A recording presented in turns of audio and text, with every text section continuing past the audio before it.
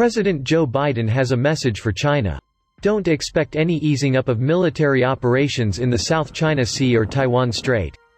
That appears to be the word coming out of Washington after the U.S. Navy conducted its first Freedom of Navigation Operation (FONOP) in the disputed South China Sea on Friday and, a day earlier, its first transit of the Taiwan Strait. During Friday's operation, the USS John S. McCain destroyer asserted navigational rights and freedoms near the Paracel Islands, which are claimed by China, Taiwan, and Vietnam, while also challenging China's claim to strait baselines that enclose the Paracels and effectively expand its claimed territorial waters. China's defense ministry said it organized naval and air forces to track, monitor and warn off the warship. A day earlier, the McCain sailed through the Taiwan Strait in what the Navy called a demonstration of the U.S. commitment to a free and open Indo-Pacific. China's military blasted that move, saying the United States was deliberately creating tensions. China on Monday warned the U.S. not to conduct any further military escalation in the South China Sea as both countries dramatically ramp up the presence of their armed forces in the increasingly contested region.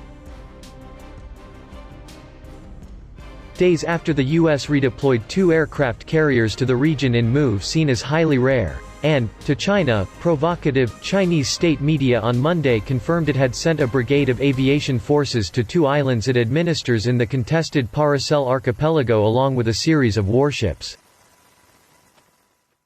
They plan to conduct live-fire maritime target attack drills, in response to the heightened U.S. military presence there, which China claims, is the real pusher of militarization in the South China Sea.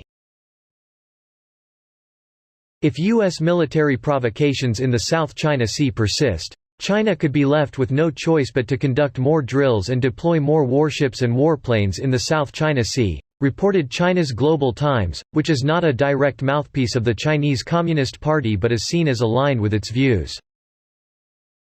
It added that China may also establish aerial defense zones around territory it considers its own akin to those that have prompted contentious standoffs with the U.S. in the past. The moves show the Biden administration may be looking to maintain some of the strategies employed by the previous administration. Under President Donald Trump, the U.S. ramped up the number of FONOPs in the South China Sea over the last 2 years, conducting at least 19 known operations there, according to a tally by the Japan Times. It conducted at least 6 in 2018 and just 4 in 2017.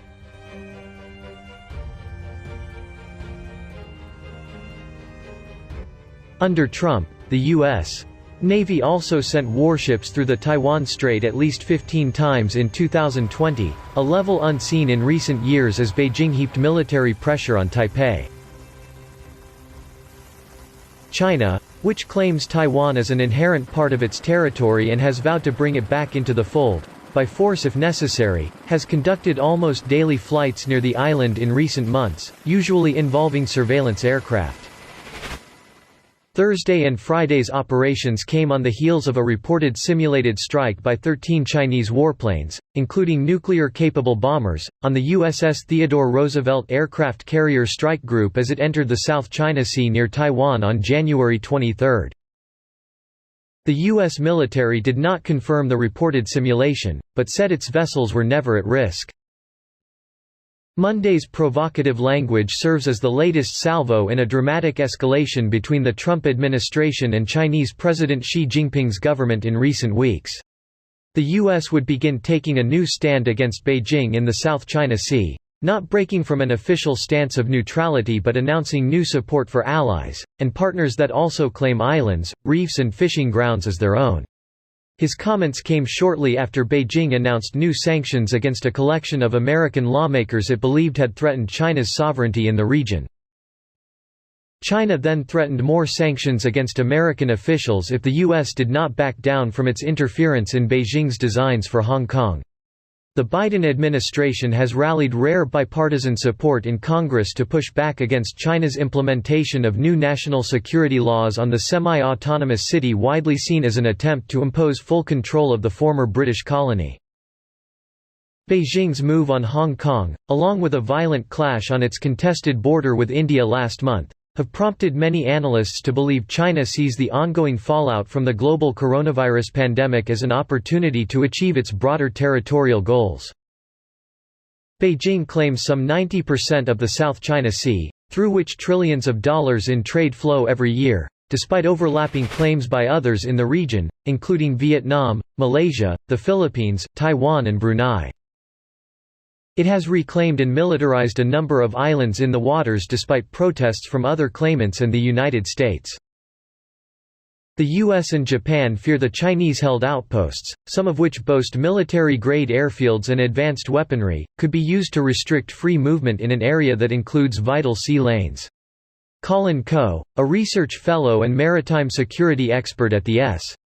Rajaratnam School of International Studies in Singapore, said all three of the recent U.S. operations appear designed to send signals to both China and American allies, and partners in the region. These back up the Biden administration's earlier public pronouncements of countering China, especially when it comes to Beijing's use of coercion in the Taiwan Strait and South China Sea, Coe said.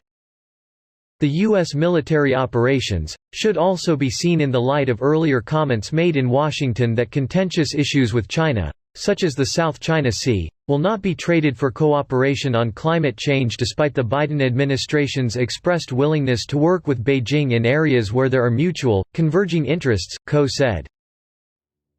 Monday's rhetoric follows the first time in years that the Navy deployed two aircraft carriers, the USS Nimitz and the USS Ronald Reagan, to the same part of the Pacific for joint patrols.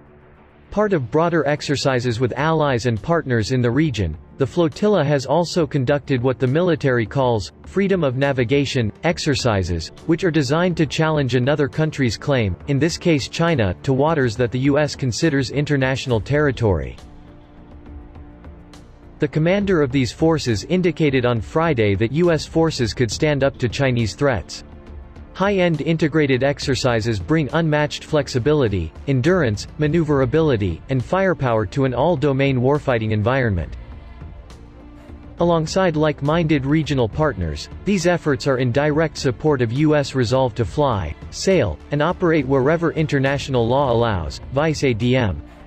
Bill Merz, commander of the Navy's 7th Fleet, said in a statement, "The capability and flexibility of our Navy is on full display as we support Indo-Pacific security and stability. There is no better example of our regional commitment, and periodically we will bring multiple teams together in 7th Fleet to practice large-scale coordinated operations." But amid the growing assertiveness by Beijing, concerns have grown of an accidental military conflict in the South China Sea or a misreading of the situation over Taiwan. Chinese vessels routinely operate in the South China Sea, and have had numerous reported close encounters.